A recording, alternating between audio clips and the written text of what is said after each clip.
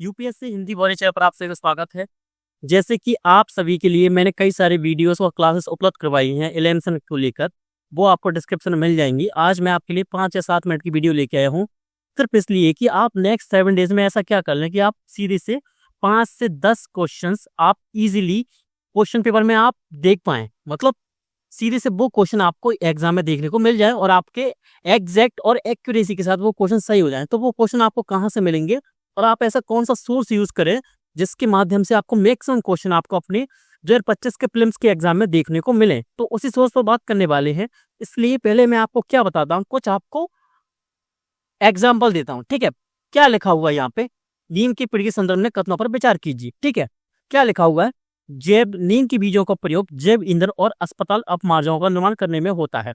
अब बात रही जैव ईंधन की, एज इट इज क्वेश्चन 3 या 4 बार इसी स्टेटमेंट में क्वेश्चन को आया है। मतलब नीम के बीज की जगह और कुछ लिख दिया जाता है और पूछ लिया जाता है क्या इसका प्रयोग जैव ईंधन में प्रयोग किया जाता है, क्या इनका प्रयोग जैव ईंधन बनाने में यूज किया जाता है क्या।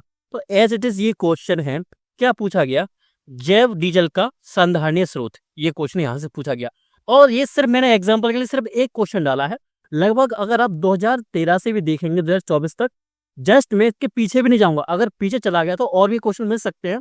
2013 से लेकर 2024 तक के जैव डीजल से रिलेटेड, जैव ईंधन से रिलेटेड लगभग 5 से 7 क्वेश्चन आपको डायरेक्टली, और अगर आपने पीवाईक्यू अच्छे से पढ़ा होता तो आप इजीली उसको क्लियर कर सकते थे। अगर आपने उसका एक्सप्लेनेशन और थोड़ा सा अपनी बुक को साथ में रख के पढ़ा होता उस पीवाईक्यू को, तो आप इजीली उसको करेक्ट कर सकते थे। ठीक है, अब क्या लिखा है, ये थोड़ा सा एलिमिनेशन से रिलेटेड है। क्या क्या आप कोई 28 नंबर क्वेश्चन और ये 16 क्वेश्चन, ये 2022 का क्वेश्चन है। ठीक है, ये वाला क्वेश्चन और इन क्वेश्चन में क्या कुछ सिमिलरिटीज या दिखती हैं, क्या कुछ समानताएं दिखती हैं। इसमें क्या लिखा है, कुछ जातियां सागवक्षी होती है, कुछ जातियां सागवक्षी होती हैं, कुछ जातियां सागवक्षी होती हैं, कुछ जातियां सजीव पर्यक होती हैं। इसमें क्या लिखा है, कुछ छत्रकों में कीटनाशी गुण होते हैं, कुछ में मन प्रभावी साइको एक्टिव गुण होते हैं, कुछ मशरूम में औषधीय गुण होते हैं, कुछ छत्रकों में जैव संदीप्तशील बायोल्यूमिनेसेंट गुण होते हैं। ठीक है,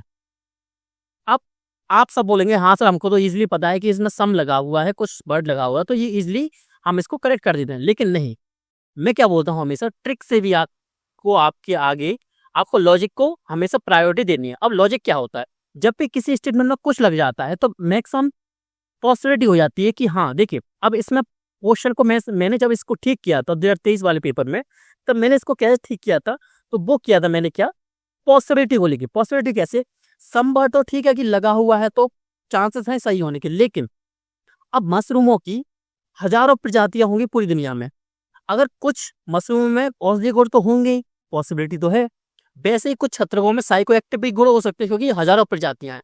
तो वही है, अगर कुछ लगा है तो ये पॉसिबिलिटी को लेके चलता है, इसलिए सम वर्ड को ट्रिक में डाला जाता है। तो सम वर्ड की जो ट्रिक है वो लॉजिक के पीछे बनी है, मतलब लॉजिक के बेस पर बनी है, बिना लॉजिक के ये वर्ड काम नहीं आएगा। ठीक है, तो हमेशा जब भी स्टेटमेंट को आप पढ़ा करें तो लॉजिक को देखा करें, लॉजिक क्या लग रहा है इसके पीछे। ठीक है, अब नेक्स्ट चलते हैं।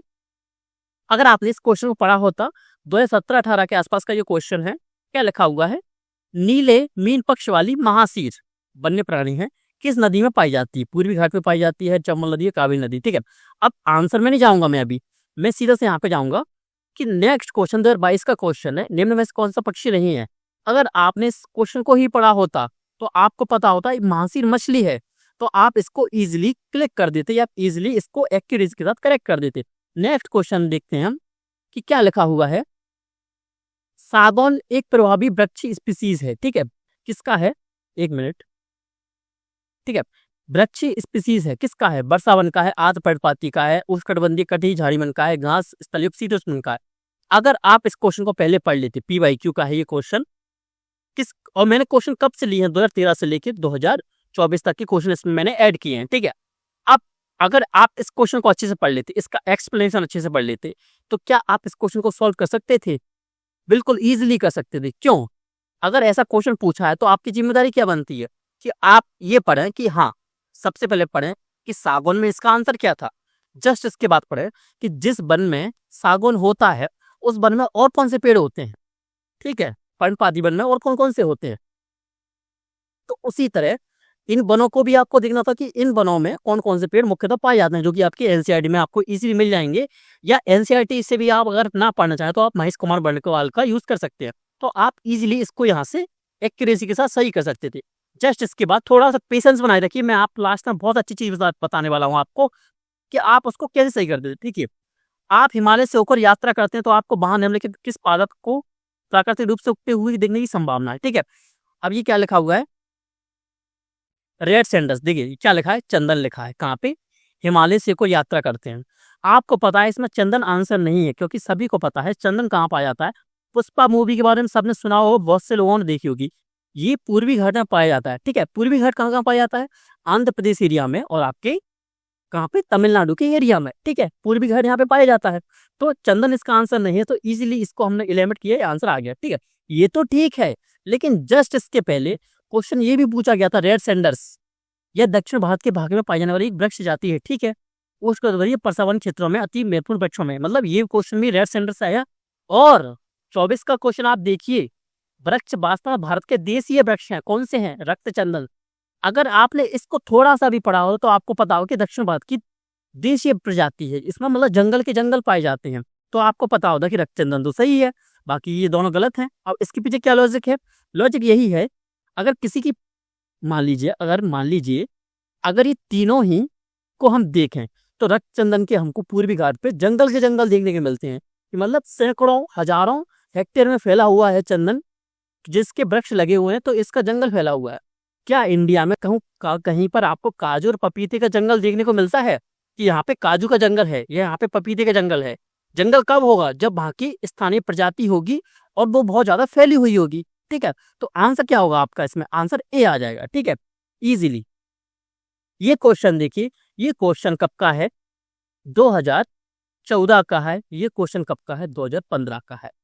एज इट इज यूपीएससी ने इसमें लाइन भी चेंज नहीं की है, पहले पे अवंती है, लास्ट में मगध है, बिल्कुल गांधार है, कौशल है, गांधार है, कौशल। नंबरिंग भी चेंज नहीं की है इसमें। Question number 25, question number 39, set ए। ठीक है, सेट ऑप्शन क्या है, 1 2 3, 1 2 3। ठीक है, ऑप्शन डी क्या है, 1 3 4, ऑप्शन सी है 1 3 4, 2 4, यहाँ पे 2 3 कर दिया बस। ठीक है, 3 4 है इसमें, ऑप्शन 3 4 है। एज इट इज क्वेश्चन को कॉपी किया है। मेरा सीधा सा कहने का मतलब यही है, अगर आप इन लास्ट 7 डेज में अगर आप पीवाईक्यूज को भी अच्छे से पढ़ के जाते हो, यानी धर्मेंद्र सर की बुक का आप यूज कर सकते हो, जुगाड़ लगाइए कहीं से पीडीएफ मिल जाए।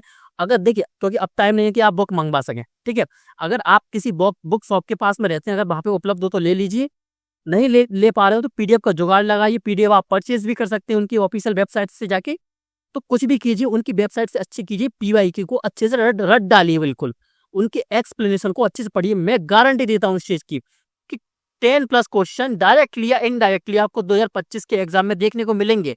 और जस्ट इसके 1 या 2 दिन के अंदर मैं वीडियो बना के बता भी दूंगा इसके बाद कि देखिए ये क्वेश्चन इस पीवाईक्यू से मिलकर आया, डायरेक्टली या इनडायरेक्टली। सिर्फ आपको करना क्या है, पीवाईक्यू 2013 से लेकर 2024 तक के सभी को सोल्व करना है एलिमिनेशन के मेथड पर। ठीक है, एलिमिनेशन में आपको सिखा रहा हूँ, उसके लिंक आपको डिस्क्रिप्शन में मिलेगी।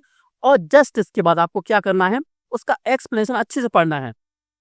अगर कोई स्पीसीज आपके क्या पीवाईक्यू में आती है तो उसके बाद में आपको ये भी देखना है कि आईयूसीएन में इसकी कौन सा स्टेटस है, इसका लीस्ट कंसर्न है या इंडेंजर्ड है या क्या है ये। ठीक है, उसको डब्ल्यूपीए में देखना है, आपको वन संरक्षण अधिनियम में देखना है। ठीक है, अगर वन संरक्षण अधिनियम क्वेश्चन आया है तो ये क्या है, तो आपको ये पता होना चाहिए। यानी 2013 से लेकर मैं गारंटी देता हूँ 2024 तक, मैंने अभी क्या बोला था 10+ क्वेश्चन। मैं बोलता हूँ कि अगर इनडायरेक्टली भी अगर हम क्वेश्चन को काउंट करेंगे तो यहाँ पे आपको 20+ क्वेश्चन देखने को मिलेंगे। अब इसका प्रूफ क्या है, प्रूफ मैं आपको बता चुका हूँ। बस आपको क्या करना, पीवाईक्यू को अब छोड़िए मत, बिल्कुल। अगर पीवाईक्यू से क्वेश्चन एक भी आता है तो वो आपका गलत नहीं होना चाहिए।